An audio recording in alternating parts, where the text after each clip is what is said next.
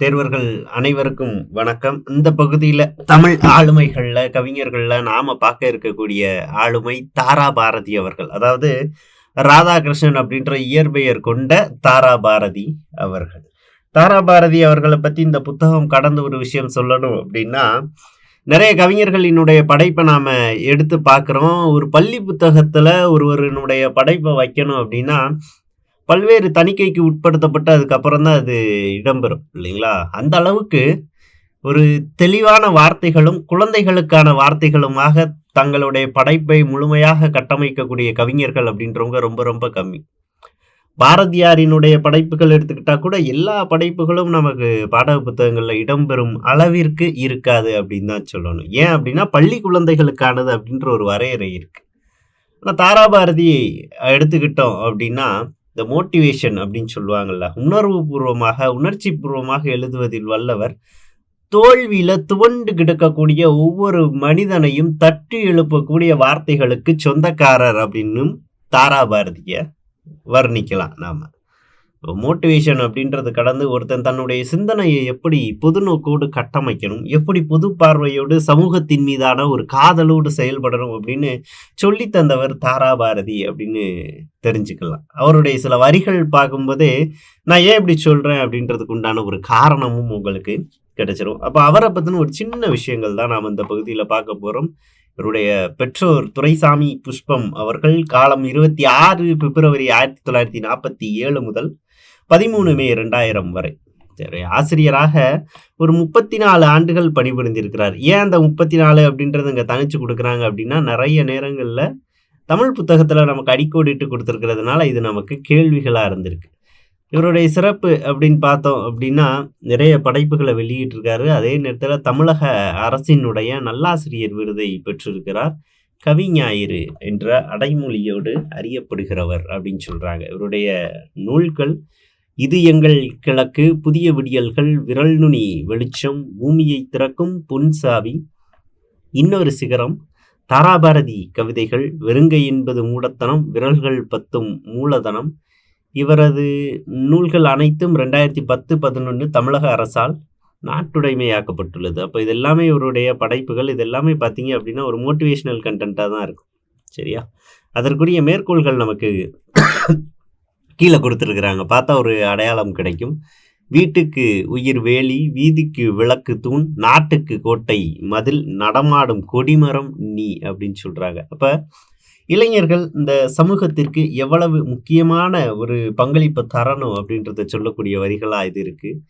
எத்தனை உயரம் இமயமலை, அதில் இன்னொரு சிகரம் உனது தலை, எத்தனை ஞானியர் பிறந்த தரை, நீ இவர்களை விஞ்சிட என்ன தடை அப்படின்னு கேட்கிறாரு. அப்போ மற்றவனுக்கு நீ எந்த விதத்துலையும் சலட்சம் இல்லை. ஒரு விஷயம் ஒன்று நம்ம சைடு நம்மளுடைய தெருவில் இருந்து ஒருத்தன் போய் ஒரு மீடியாலையோ இல்லைனா இப்போ மற்றொரு விஷயங்களையோ பெரிய அளவில் ஜெயிச்சுட்டா அப்படின்னா பெரிய சந்தேகம் நமக்கு வரும். இங்கேருந்து அவ்வளோ உயரத்துக்கு போயிட்டாங்களா அப்படின்ட்டு. அப்போ இங்கே தான் எல்லாருமே இருக்கிறாங்க. இந்த ஒரு போட்டித் தேர்வை எடுத்துக்கிட்டோம் அப்படின்னா, மாநில அளவில் முதல் மதிப்பெண் எடுக்கிறவனுக்கும் 2 கை 2 கால் தான் இருக்குது இல்லையா? அவனுக்கு ஸ்பெஷல் அட்டாச்மெண்ட் எதுவும் கிடையாது. அவனால் முடியுது, நம்மளால் ஏன் முடியலை அப்படின்னு நிறைய பேர் ஒப்பிட்டு நொந்துப்போம். நம்ம யார் கூட ஒப்பிடுறோம் அப்படின்றதுலையும் பிரச்சனை இருக்குது இல்லையா?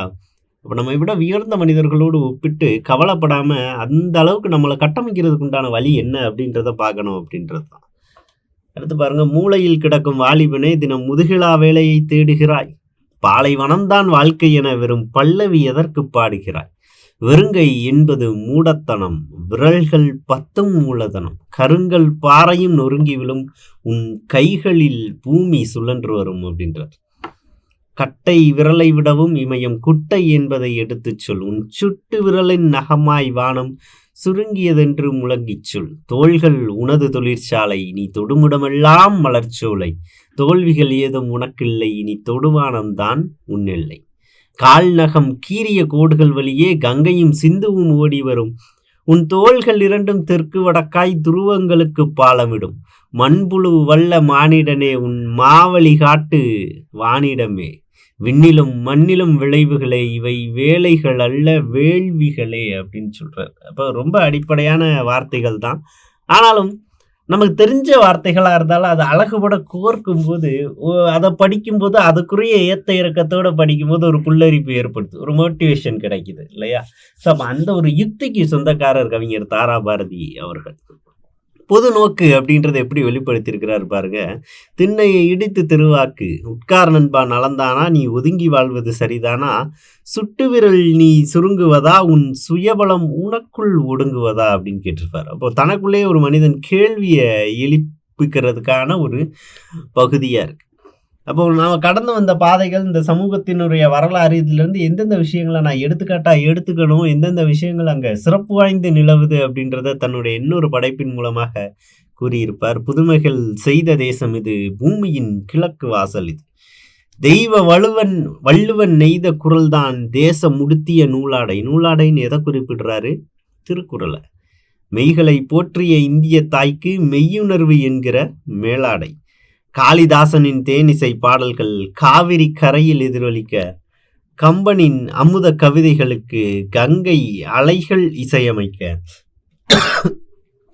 கன்னிக்குமரியின் கூந்தலுக்காக காஷ்மீர் தோட்டம் பூத்தொடுக்கும், மேற்கு மலைகளை நதிகளை அனுப்பி கிழக்கு கரையின் நலம் கேட்கும், புல்வெளியெல்லாம் பூக்காடாகி புன்னகை செய்த பொற்காலம், கல்லை கூட காவியமாக்கி கட்டி நிறுத்திய கலைக்கூடம், அன்னை நாட்டின் அமுத சுரபியில் அந்நிய நாடுகள் பசிதீர, அண்ணல் காந்தியின் சின்ன கைத்தடி அறத்தின் ஊன்றுகோலாக, புதுமை செய்த தேசம் இது, பூமியின் கிழக்கு வாசம் இது. அப்போ பின்பக்கம் நமக்கு கேள்விகளா பார்க்கும்போது, எது நூலாடையாக எடுத்துக்காட்டு காமிச்சிருப்பாரு, எது மேலாடையாக எடுத்துக்காட்டு காமிச்சிருப்பாரு, அறத்தின் ஊன்றுகோலாக எதை எடுத்துக்காட்டு காமிச்சிருப்பாரு, இந்த மாதிரி கேள்விகள் நமக்கு இருக்கும்.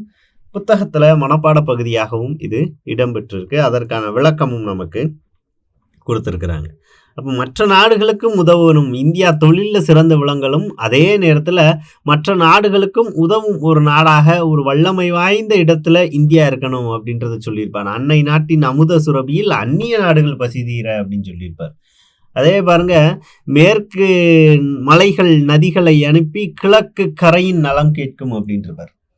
அப்ப இந்த வெஸ்டர்ன் காட்ஸ் ஈஸ்டர்ன் காட்ஸை பத்தி படிக்கும்போது நாம ஜியோகிராஃபில படிக்கிறோம், மேற்கு தொடர்ச்சி மலையில் இருந்து கிழக்கு நோக்கி பாயக்கூடிய ஆறுகள் தான் அதிகம். கிழக்குல இருந்து மேற்கு நோக்கி பாத்தீங்கன்னா நர்மதை, தப்தி, மாஹி 3 தான் நமக்கு புக்ல கொடுத்துருக்கிறது. நர்மதையும் தப்தியும் மட்டும்தான்.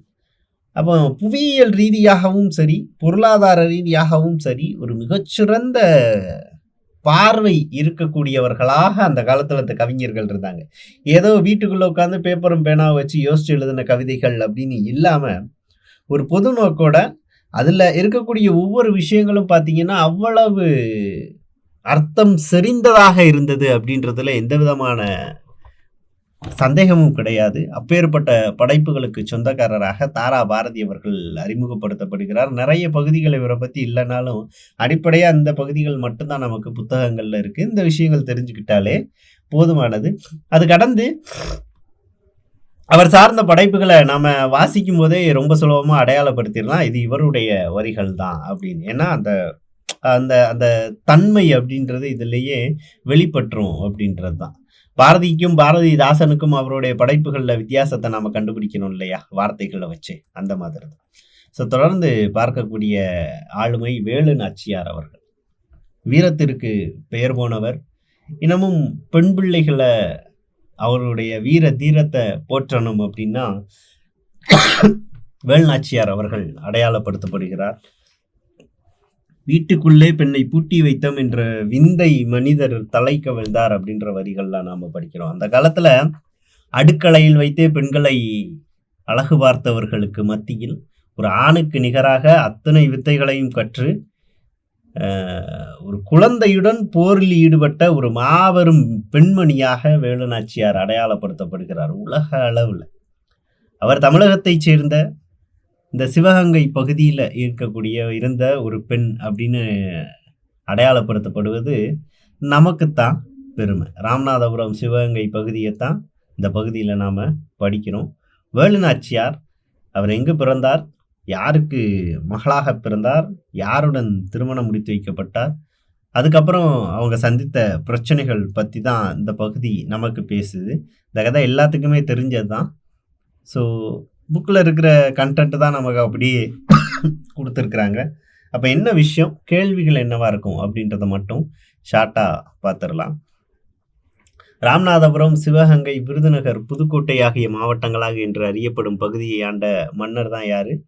செல்லமுத்து சேதுபதி சக்கந்தி முத்தாத்தாள். ஸோ அப்போ இந்த இணையருக்கு 1730ஆம் ஆண்டு தான் மகளாக திரு வேலு நாச்சியார் அவர்கள் பிறக்கிறார்.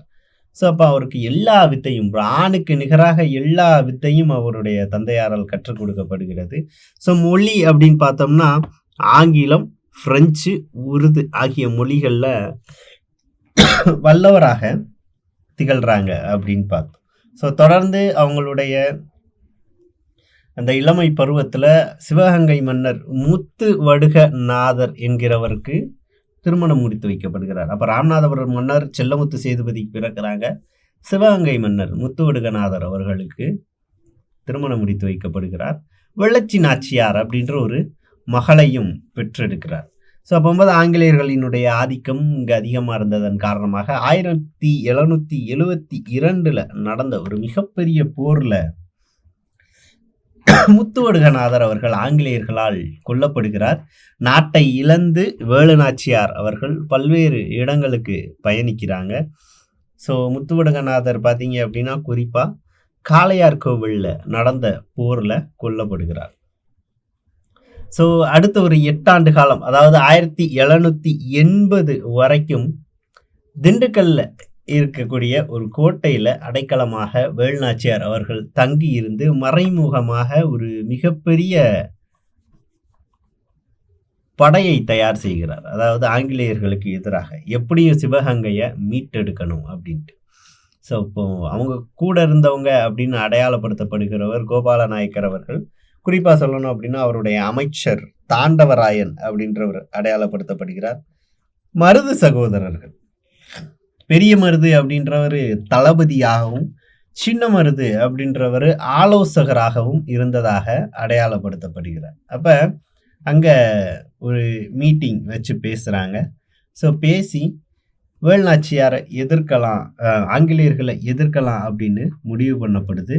அதற்கு உதவியாக மைசூர் ஐதர் அலி அவர்களுடைய உதவியை நாடுறாங்க. அப்போ ஐதர் அலி பார்த்தீங்க அப்படின்னா ஐதர் அலியில் உருது மொழியில் பேசுகிறாங்க இவங்க. ஸோ ஐதர் அலி ஆங்கிலேயர்களுக்கும் அவங்களுக்கும் இருக்கக்கூடிய அந்த தீராத பகை குறித்து தெளிவுபட தெரிஞ்சுக்கிறாரு. அப்போ அவங்களுக்கு உதவும் வகையில் ஏறத்தாழ ஒரு 5000 படை வீரர்களை வேலுநாச்சியார் அவர்களின் படையை பலப்படுத்தும் விதமாக கொடுத்துடுறாங்க. ஸோ அந்த படையும் கிடச்சிருச்சு அப்படின்றதோட அவங்களை சேர்த்துக்கிட்டு ஆங்கிலேயர்களை தாக்குறதுக்கு தயாராகிறாங்க இந்த படை. ஸோ இந்த ஒரு சூழலில் உடையாள் அப்படின்ற ஒரு ஆடு மேய்க்கிற பெண்கிட்ட வேலுநாச்சியார் இந்த பக்கம் எங்கே இருக்கிறாங்க அப்படின்ற ஒரு துப்பு, அதாவது ஒரு ஹிண்ட்டு ஆங்கிலேயர்களால் கேட்கப்படுது. அவங்கள பற்றின தகவல்களை கொடுக்க மறுத்துடுறாங்க உடையாள் அப்படின்ற பெண். அதனால் அந்த உடையாள் அப்படின்ற பெண் என்ன பண்ணப்படுறாங்க, கொல்லப்படுறாங்க. இதை அறிந்த வேலுநாச்சியார் அவர்களை பெருமைப்படுத்தும் விதமாக ஒரு நடுகள் நட்டு தன்னுடைய தாலி கயிற்றை அந்த நடுகளுக்கு அணிவித்து தன்னுடைய மரியாதையை செலுத்துகிறாங்க, நன்றியை தெரிவிக்கிறாங்க. ஸோ அது கடந்து அந்த தாக்குதல் அப்படின்றது எப்படி நடக்குது அப்படின்னா சிவகங்கை கோட்டையில் விஜயதசமி அன்னைக்கு சரியாக பார்த்தீங்க அப்படின்னா அன்னைக்கு தான் கோட்டை திறக்கப்படும். மற்ற நாட்களில் யாரும் அங்கே அனுமதி கிடையாது. ஸோ அந்த விஜயதசமி அன்னைக்கும் பெண்கள் மட்டும்தான் அனுமதி அப்படின்னு சொல்கிறாங்க. வேலுநாச்சியார் அவர்களினுடைய அபிமான படை தளபதியான குயிலி என்கிற பெண் அவர்கள் தலைமையிலான ஒரு படை வந்து சிவகங்கை கோட்டைக்குள்ளே செல்றதுக்கு தயாராகுது. ஸோ வேலுநாச்சியார் அவர்கள் வெளியில் தன்னுடைய இதர படைகளுடன் காத்திருக்கிறாங்க. ஸோ குயிலி படை உள்ளே போகுது. கொஞ்ச நேரத்தில் பார்த்தீங்க அப்படின்னா ஒரு மிகப்பெரிய ஒரு குண்டு வெடிக்கிற சத்தத்தோட உயரமான அளவில் தீ எரியுது. ஸோ வேலுநாச்சியார் புரிஞ்சுக்கிட்டாங்க, சிக்னல் கிடச்சிருச்சு, உள்ள தாக்குதலை துவங்கிட்டாங்க. இன்னும் எந்த விதத்திலையும் தாமதிக்கிறதுக்கு தேவையில்லை அப்படின்னு மற்ற படைகளையும் உள்ள அனுப்புகிறாங்க. இமைப்பொழுதில் ஒரு மிகப்பெரிய தாக்குதல், போர் 2 பேருக்கும் நடுவில் நடக்குது. போரை எதிர்பார்க்காத ஆங்கிலேயர்கள் பெரிய அளவுல இழப்பை சந்திக்கிறாங்க. நிறைய பேர் கொல்லப்படுறாங்க. ஸோ இறுதியில பார்த்தீங்க அப்படின்னா, ஆங்கிலேயர்கள் படை பின்வாங்குது. முழுமையான அளவுல ஆங்கிலேயர்கள் தோற்கடிக்கப்படுறாங்க அப்படின்றது தான். ஸோ இறுதியில என்ன நடக்குது அப்படின்னா, குயிலி அப்படின்றவங்க அந்த தாக்குதலுக்கு ஒரு மிக முக்கியமான காரணமா இருக்கிறாங்க. அப்படின்ற பட்சத்துல குயிலி அப்படின்றவங்கள தேடுறாங்க. ஆனா ஆரம்பத்துல அந்த உயரமான தீ எரிஞ்சது அப்படின்னு சொல்றோம்ல, அது தீ வேற யாரும் இல்ல, குயிலி அவர்கள் தான். ஆங்கிலேயர்களினுடைய ஆயுத கிடங்க அழிக்கும் விதமாக தன்னைத்தானே தீ வைத்து கொண்டு அந்த ஆயுத கிடங்குல குதிச்சிடுறாங்க. இதை கேள்விப்பட்ட வேலுநாச்சியார் அப்படின்றவங்க ரொம்ப உணர்ச்சி வசப்படுறாங்க. ஒரு மிகப்பெரிய இழப்பு, அதே நேரத்துல ஒரு மிகப்பெரிய வெற்றியை பெற்று தந்திருக்கு அப்படின்ற வகையில குயிலிக்கும் தன்னுடைய மரியாதையை செலுத்துறாங்க. நாம ஏற்கனவே பார்த்த மாதிரி 1772 இழந்த சிவகங்கையானது 8 ஆண்டுகளுக்கு பின்பு 1780 ஆண்டு மீட்கப்படுது. இந்த 8 ஆண்டு அப்படின்றது ரொம்ப ரொம்ப ரொம்ப முக்கியம். அதுதான் கேள்வி. சரிங்களா? அப்ப வேலுநாச்சியாரினுடைய மகளான வெள்ளச்சி நாச்சியார் அப்படின்றவங்க 1790 ஆண்டு, அதாவது 80 நாட்டை மீட்டெடுக்கிறாங்க. அதற்கு 10 ஆண்டுகள் கழித்து 1790 ஆண்டு சந்தேகத்துக்கு இடமான முறையில் இறந்து விடுறாங்க. 1796 வேலுநாச்சியார் அவர்களும் இறந்துடுறாங்க அப்படின்னு சொல்லியிருப்பாங்க. ஸோ அந்த வகையில வேலுநாச்சியார் அவர்கள் ஆங்கிலேயர்களை எதிர்த்து போராடிய முதல் பெண் அப்படின்னு அடையாளப்படுத்தப்படுறாங்க. அவர்களுடைய காலம் 1730 முதல் 1796 வரை. அப்ப ஆண்டுகள் அப்படின்றது ரொம்ப ரொம்ப கம்மி தான். 1730 பிறக்கிறாங்க. செல்லமுத்து சேதுபதி அவர்களுடைய மகளாக முத்துவடுகநாதர் அவர்களுக்கு மடமுடித்து வைக்கப்படுகிறார். 1772 ஆண்டு முத்துவடுகநாதர் படையெடுப்புல, ஆங்கிலேய படையெடுப்புல கொல்லப்படுகிறார். மறுபடியும் மருது சகோதரர்கள், திண்டுக்கல் கூட்டமைப்பு உள்ளிட்டவர்களினுடைய உதவியோடு 1780 ஆண்டு சிவகங்கை கோட்டையானது மீட்டெடுக்கப்படுகிறது. 1790 வெள்ளச்சி நாச்சியார் இறந்து விடுகிறார். 96 வேலு நாச்சியார் அவர்களும் இறந்து விடுகிறார். அப்போ இருக்கக்கூடிய காலகட்டத்தில் பார்த்தீங்கன்னா, ஒரு பெண் வெளியில் வந்து இவ்வளவு பெரிய படையை வழிநடத்தி போர் செய்து இழந்த தன்னுடைய நாட்டை மீட்டெடுத்தது அப்படின்றது ஒரு மிகப்பெரிய விஷயம். ஸோ அந்த வகையில் இன்றளவும் வரலாற்று ரீதியாக வேலுநாச்சியார் அவர்கள் நிலைத்து நிற்கிறார், பரவலான அளவில் பேசப்படுகிறார் அப்படின்றதுல எந்த விதமான சந்தேகமும் இல்லை. ஸோ அந்த வகையில் இந்த ஒரு ஆளுமையை பற்றி நாம் நம்முடைய பாடப்புத்தகத்தில் தெரிஞ்சுக்கிறது அப்படின்றது ரொம்ப பெருமையான விஷயம். செய்திகள் அப்படின்னு பார்த்தோம் அப்படின்னா நமக்கு அடிப்படையாக கொடுத்துருக்கிறது இவ்வளவு தான். இன்னும் அவங்க பின்பற்றிய போரறம், சந்தித்த பிரச்சனைகள் அப்படின்றது வெளியில் இன்னும் சில இலக்கிய படைப்புகளில் ரொம்ப ஆழ்ந்து வரலாற்று ரீதியாக கொடுக்கப்பட்டிருந்தாலும் நாம் தெரிஞ்சு வச்சுக்க வேண்டிய விஷயங்கள் இவ்வளவு தான். யார் அவங்களுக்கு உதவுனா, அந்த போரானது எப்படி நடந்தது, அதில் சந்தித்த இழப்புகள் என்ன, அது கடந்து ஒரு 5 ஆண்டுகள் இந்த பகுதியில் நாம் படிக்கிறோம் இல்லையா, அது மட்டும்தான் கேள்வி பகுதியாக இருக்குது. அப்போ இதுதான் இந்த பகுதியில் நாம் தெரிஞ்சுக்க வேண்டிய அடிப்படையான விஷயங்கள். ஸோ இன்னும் சில ஆளுமைகள் பற்றி அடுத்து ஒரு வீடியோவில் பார்க்கலாம். நன்றி. சுரேஷ் IAS அகாடமி, வெற்றியின் முகவரி.